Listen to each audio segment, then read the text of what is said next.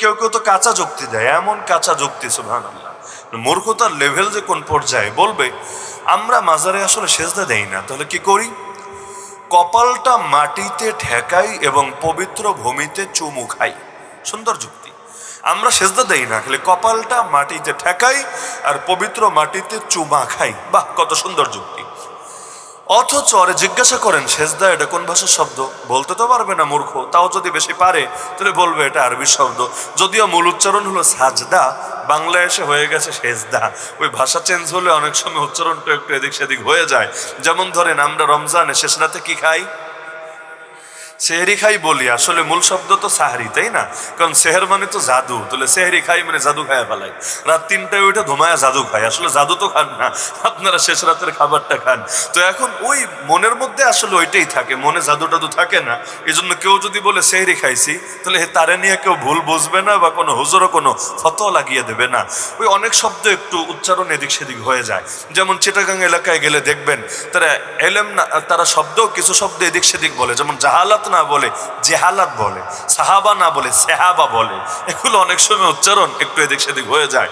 তো এখন মূল উচ্চারণ হলো সাজদা। সাজদা অর্থ হলো ওয়াদউল জাবহাতি আলাল আরদ, মাটির উপরে কপাল রাখা। সাজদা মানে কি? মাটির উপরে কপাল রাখা। পাগলে কি বলল? আমি সেজদা দেই নাই, তবে মাটিতে কপাল রেখেছি। কি হলো? আমি রাইস খাই নাই, তবে ভাত খেয়েছি। আমি ফিশ খাই নাই, তবে মাছ খেয়েছি। আমি মিট খাই নাই, তবে গোশত হয়েছে। তাহলে কি হাস্যকর হলো? মানে ইংলিশে কাম সারে নাই, তবে বাংলায় কাম সাইরে নিছে। ওই যে জানাজার নামাজের পরে গ্রামাঞ্চলে এগুলো হয়, হুজুররা চাপ দেয়, হুজুর লাশটা সামনে রেখে দোয়া করে দেন, বলে না? নিয়ম তো হলো লাশ কবরে রাখার পর আপনি যত পারেন দোয়া করেন, দোয়া তো করা উচিতই বটে। আমরা তো এমন স্বার্থপর হওয়া উচিত না, 3 দিন না হলে, কুলখানি আয়োজন না হলে দোয়ার বের হবে না, 40 দিন পুরা না হলে, গরুর ডেক ডেকচি সব সজ্জিত না হলে, যত যাই হোক দোয়ার বের হবে না। ওই রকম স্বার্থপর দোয়া করা ইমানদারের শান না। ইমানদারের দোয়া হবে কার জন্য? খাইলেও দোয়া, না খাইলেও দোয়া, সর্বাবস্থায় দোয়া। কারণ দোয়া তো আল্লাহরে খুশি করার জন্য, মুমিন ভাইয়ের প্রতি মহাব্বতের কারণে। এখানে খাওয়া না খাওয়াটা মুখ্য বিষয় না, ওগুলোর সাথে জড়িয়ে নেওয়ার কোনো সুযোগও থাকবে না। তাহলে দেখা যাচ্ছে মূলত লাশ যত তাড়াতাড়ি কবরে রাখবে এতেই তার জন্য সহজ, দেরি করলে কষ্ট হয়। মাছ যেভাবে মাটিতে উঠায় রাখলে মাছের খুব মজা হয়, তাই না? যদি একদম স্বর্ণের কোনো পেয়ালার ভেতরে উঠিয়ে রাখেন খুব মজা লাগবে না, বরঞ্চ পানির ভেতর, ওই পচা পানির ভেতরে রাখলে তার কাছে ওইটাই মজা লাগবে। কিন্তু উঠে ভালো জায়গায় রাখলেও তার কাছে এটা মজা লাগবে না, কষ্ট লাগবে। একইভাবে মানুষ যখন মারা যায়, মানুষ কিসের সৃষ্টি? মিনহা খালাকনাকুম, তোমাদেরকে সৃষ্টি করেছি মাটি থেকে, অফিহা নুঈদুকুম, আবারও ফিরিয়ে আনবো মাটিতে, অমিনহা নুখরিজুকুম তারাতান উখরা, আবারও বের করবো মাটির ভেতর থেকে। তাহলে মাটির মানুষ মাটির ভেতরেই ভালো থাকে, মাটির মানুষ মাটির ভেতরেই ভালো থাকে। আর যতদিন রূহ থাকে, রূহ তো আবার মাটির তৈরি না। রূহ কি মাটির তৈরি নাকি? আমরা মানুষ যারা আছি, আমাদের দেহ আছে, আমাদের রূহ আছে। দেহ মাটির উপাদান থেকে তৈরি। আল্লাহ তাআলা ফেরেশতা পাঠিয়ে দিয়েছিলেন, গোটা জমিন থেকে তিনি এক কবজা মাটি নিয়েছিলেন। তো ফেরেশতার কবজা তো আর আমার কবজা সমান না, মাশাআল্লাহ। এক কবজার মধ্যে হরেক কিসিমের মাটি চলে এসেছে, নরম মাটি, শক্ত মাটি, লাল মাটি, কালা মাটি, হরেক রকমের মাটি আল্লাহ তাআলা নিয়ে গেলেন। এবং ওই মাটির উপাদানে ভিন্নতার কারণে আমাদের দৈহিক ভিন্নতা আছে। কেউ কালা কুচকুচা, আবার কেউ একদম ধবধবে সাদা, কেউ হলো আমাদের বাঙালিদের মতো মাঝামাঝি শ্যামলা। আবার দেখা যায় ভেতরে স্বভাবেও ভিন্নতা আছে। কেউ নরম মাটির মতো, দিলটা একদম নরম, একদম নরম, খালি মাফ করতে রাজি। ওই ফ্যাসিস্টরে মাফ কর, ওরে মাফ কর, ওরে মাফ কর, ইন্ডিয়ারও মাফ কর, মোদিরও মাফ কর, খালি মাফ না করলে তুইলে নাচা শুরু কর। মানে আজিব, মাফ করার লেগে দিলটা সবসময় রেডি, ওর দিলে কখনো কোনো শক্ত অবস্থা আসে না। আর কিছু মানুষ এমন শক্তের শক্ত, জীবনে একজন ওরে একটা ঝাড়ি দিছিল, এটাই মরণ পর্যন্ত আর বলতে পারে না। আবার কেউ হলো মাঝামাঝি, কোথাও এমন কোথাও এমন। এই যে ভিন্নতা, গায়ের রঙের ভিন্নতাও মাটির ভিন্নতার কারণে, ভেতরে স্বভাবের ভিন্নতাও মাটির ভিন্নতার কারণে, হাদিসের মধ্যে আছে। তাহলে ওই যে মাটি থেকে দেহ বানানো হলো, দৈহিক বৈশিষ্ট্য বানানো হলো, এমনকি দেহের খোরাকও মাটির মধ্যে রাখা হলো। আমাদের দেহের যে খোরাকগুলো আছে, খাবারগুলো আছে, কোত্থেকে আসে? অধিকাংশ তো মাটি থেকেই আসে। মাটি এবং মাটি সংক্রান্ত অন্যান্য যা আছে এগুলো থেকে আসে। অপরদিকে রূহকে আল্লাহ মাটি দিয়ে বানান নাই। তাহলে বলতে পারেন কি দিয়ে বানিয়েছেন? এটা আল্লাহই ভালো জানেন। ওই এলেম আমার নাই, ওই এলেম কোন হুজুরের নাই। কুলি রূহু মিন আমরি রাব্বি, হে নবী বলে দেন রূহ আমার রবের বিশেষ আদেশ থেকে এসেছে।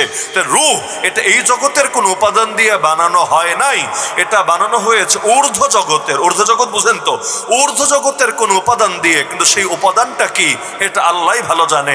বান্দা যে দুর্বল এর বড় প্রমাণও এটা, নিজের রূহটাই নিজে চেনে না, রূহ কি দিয়ে বানালো তাও বোঝে না।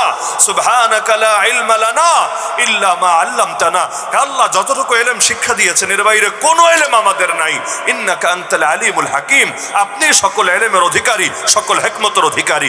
এজন্য দেহের উপাদান যেহেতু মাটি থেকে, দেহের খোরাকিও হয় মাটি থেকে। রূহের উপাদান যেহেতু ঊর্ধ্ব জগৎ থেকে, রূহের খোরাকিও কিন্তু ঊর্ধ্ব জগৎ থেকে।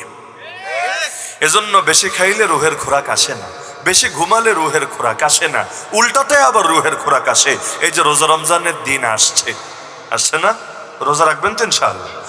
কয়টা মাসে যেই কয়টা আছে এই কয়টা, মাস 29 হইলে বা 30 রাখতে পারবেন না, মাসে যেই কয়টা আছে এই কয়টা রোজা যে রাখবেন, এতে শরীরের উপাদান তো একটু কম ঢুকছে। দুপুরবেলা খাচ্ছেন না, লম্বা টাইম না খেয়ে আছেন, কিন্তু রমজানে আলাদা একটু ইমানে শক্তি পাওয়া যায় কিনা? কেন? কারণ দেহের খোরাক কমেছে, রুহের খোরাক বেড়েছে। রুহের খোরাক আসে কিভাবে? ওই যে ঊর্ধ্ব জগতের উপাদান দিয়ে সৃষ্টি। তো ঊর্ধ্ব জগতের সঙ্গে যখন কানেকশন হয়, কানেকশন এটা ডাটা কেবলের কানেকশন না, তবে মনে করতে পারেন ব্লুটুথ কানেকশন। নামাজে দাঁড়াবেন জমিনে বৈশা, খোরাক নাজিল হবে আসমান থেকে। ওই যে আলাদা একটা স্বাদ, একটা শক্তি আসে। আমার নবী এমন রোজাও রেখেছেন, সওমে উসল বলে, মানে কি দিনেও খান নাই রাতেও খান নাই, সাহারিও না ইফতারও না, লাগাতার রোজা আর রোজা আর রোজা।